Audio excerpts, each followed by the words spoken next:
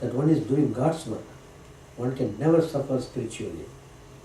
God protects such a one forever. But the fall comes as soon as egoism and attachment creep in. Along with work, you should practice meditation and japa regularly. That helps in maintaining a balance. But little intrusion by pride and egotism is not a thing to be worried about, for God Himself will put you under the circumstances necessary for the wiping out of that little defect. As for pride and egotism, this can come even to the man engaged in austerities in solitude, who may then think that he has become a big ascetic. If you are true to yourself, if your thoughts and actions are in accord with each other, pride and egotism can never assail you, whether you are engaged in spiritual practice or service to God. One must have diligence so long as one has the notion of ego. Swami Premanji said, what did Chidananda do to us? It's a very important question. What did Chidananda do to us? He made us nobodies. You also have to become nobodies. Wipe out all vanity and all sense of ego. Chidananda used to say, when the ego dies, all troubles cease. Not I, but Thou, O Lord. Look at the life of Nag Mahashaya. There is not the least trace of ego in him. H. Chandra Ghosh used to say, Maya tried to bind Nag Mahashaya and Vivekananda in a net. But Nag Mahashaya became smaller than the smallest, so that Maya's net could not hold him. And Vivekananda grew bigger and bigger. He became once so big with the infinite, and the net was too small to bind him. So, always remember, the Lord is a doer. If ever the idea that I am the doer enters into your heart, the Lord instantly flies away. All efforts then will be in vain. Therefore I say, be careful, holy man. Let not the unripe ego ever enter your heart. Pray that you may only be the instrument in the hands of the Lord, through His grace. Then only will you become a real karma yogi. Overpowered by ignorance, man remains subject to anger and egoism. To be dispassionate means to be freed from passions and from egoism. To achieve that end, man practices spiritual disciplines. And egoism, it is truly hellish. It is this egoism that has kept the whole world under delusion. Only with the greatest austerity can one be completely freed from ego. Let a strong wind of dispassion rise in your minds, so that the trees of desire be uprooted. And even as birds fly from the shelter of trees before a strong wind, will the ignorance and selfishness, jealousy, hatred and egoism take flight from your hearts. Then shall peace follow and fill your lives, even as calm follows the storm. If you wish to become holy, you must sacrifice all ego. Yayati's words on pride are very significant. He says, the wise say 7 gates: asceticism, charity, serenity, self-control, modesty, simplicity, and kindness lead to heaven. Pride cancels all this. Study, control of speech, respect for ritual, performance of yajna, these remove fear. Mixed with pride, these 4 create fear. O king,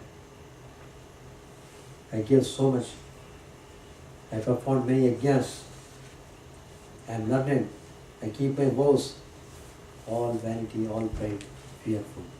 Give it up, absolutely. And there is another story in the Mahabharata. how Bhima's pride was crushed by Hanuman. Narayana Ashrama is a holy place in the Himalayas. Many sages spent their lives there in meditation. The Pandavas went to this place during their exile. The sages received them happily and invited them to spend some days there. Yudhishthira accepted their invitation. One day Draupadi saw a lotus floating in the river. It was a 1,000-petaled lotus with very sweet fragrance. Draupadi approached Bhima. She showed that flower to him and said, "Well, Bhim, can you please get me more such flowers? I want such lotuses. We shall worship the sages with these." Hearing Draupadi's simple request, Bhima immediately agreed. Accordingly, he set out in search of that lotus. He walked along. He saw many fragrant flowers, but he still did not find the lotus he was searching for. He wanted to search for the lotus at 1,000 petals. On the way, in a banana grove, Lord Hanuman sat in ecstasy repeating Lord's name. He was Bhima's elder brother. The wild animals ran helter-skelter on hearing the footsteps of Bhima. Hanuman understood his younger brother was approaching him. Hanuman decided to have some fun at his brother's expense. He spread out his tail and sat blocking Bhima's path. Bhima came up to him. Hanuman pretended not to know him and asked him, "Who are you? And why have you come here?" Bhima replied, "I am Bhima, the son of Kunti." Hanuman replied, "You cannot go any further. This is my place. You can eat some fruits here and depart. Please turn back and don't disturb me." Bhima was little irritated and pressed Hanuman to let him move forward. At this, Hanuman told him, "I am an old monkey. I cannot move. I have become so old. If you can please lift my tail and place it by the side, and then you can go forward." Bhima carelessly pushed with the tail with his leg. He could not move the monkey's tail. He then tried with both his hands. Still he could not move the tail. He put in all his strength and tried. He still did not succeed. Bhima realized that he was not dealing with an ordinary monkey. He told Hanuman, "O respected sir, please reveal to me who you are. You must be a great person." Hanuman saw that Bhima's pride was humbled. He revealed himself. "I am Hanuman, your elder brother. The pond where you can find your flowers is very dear. Go collect the flowers." Bhima was happy to have met his brother. He begged his forgiveness and requested Hanuman to show his Vishwarupa. After much pleading from Bhima, Hanuman revealed his cosmic form that extended beyond the sky. Bhima bowed to him in reverence, and Hanuman blessed him and said, "Bhim, we should show respect to old people. May the Lord help you in your efforts." His pride humbled, Bhima collected the flowers and returned to Draupadi. Sri Ramakrishna used to say, "The sun can give heat and light to the whole world, but he cannot do so when the clouds shut out his rays." Similarly, as long as egotism veils the hearts, God cannot shine upon it. Egotism is like a cloud which keeps God hidden from our sight. If it vanishes by the mercy of the Guru, God is perceived in all his glory. For instance, you see in the picture that Ramachandra, who is God, is only 2 or 3 steps ahead of Lakshman, who is compared to Jiva. But Sita, who is compared to Maya, coming in between the two, prevents Lakshman from having a view of Sri Ramachandra. A question was asked, "Sir, why are we in bondage like this?" Why do we not see God? The answer was given. Man's ego itself is Maya. It is a veil that shuts out the light. Verily, with the death of the eye, all troubles cease. If by the grace of the Lord, man once gains the knowledge that he is not the doer, then he assuredly becomes a Jivan Mukta, one freed in this very life, and transcends all fear. If I hold this cloth before me, you can't see me anymore, though I am still as near you as ever. So also, though God is nearer to you than anything else, because of the screen of egotism, you cannot see him. As long as there is egotism, neither self-knowledge, jnana, or liberation, mukti, is possible. And there is no cessation of birth and death.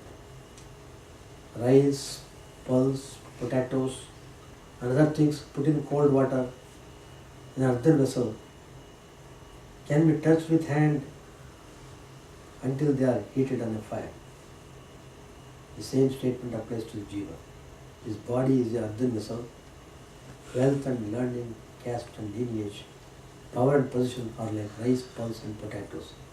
Egotism is the heat. The jiva is made hearty by egotism.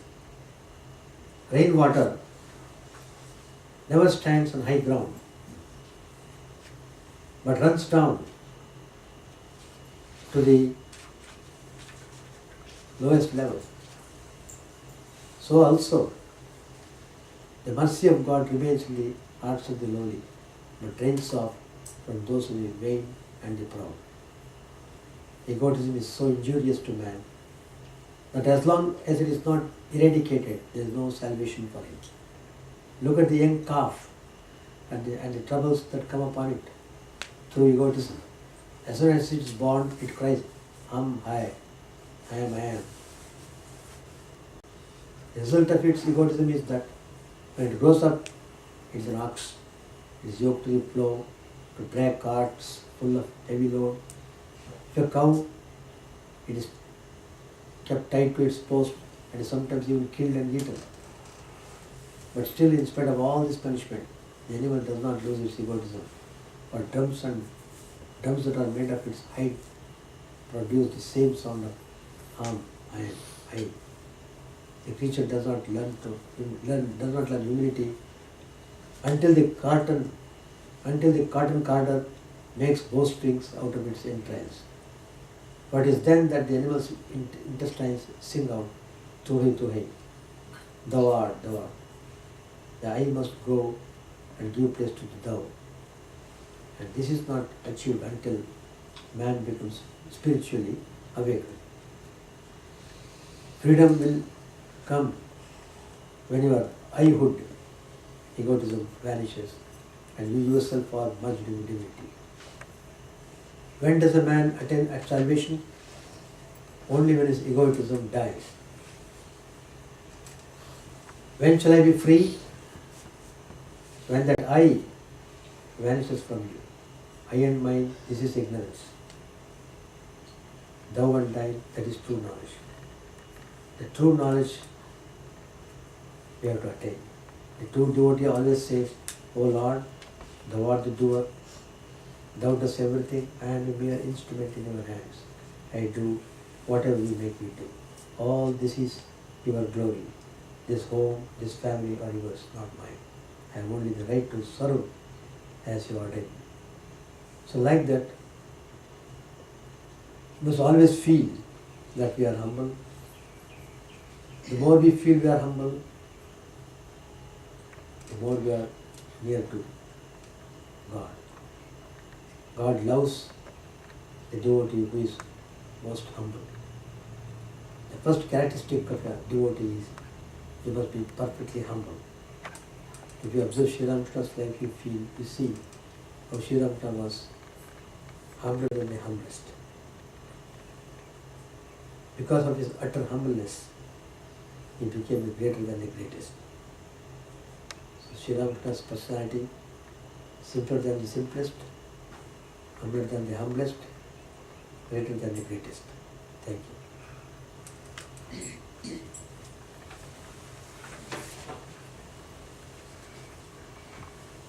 Om Sahanavadu Sahanau Bhunaktu Sahaviryam Karavahai Tejasvinavadhitamastu ma vidvishavahai. Om Shanti Shanti Shanti. Hari Om Tat Sat. May the Lord protect us, He bless us. May we not be fruitful and enlightened. May we not hate each other. Peace, peace, peace be unto all.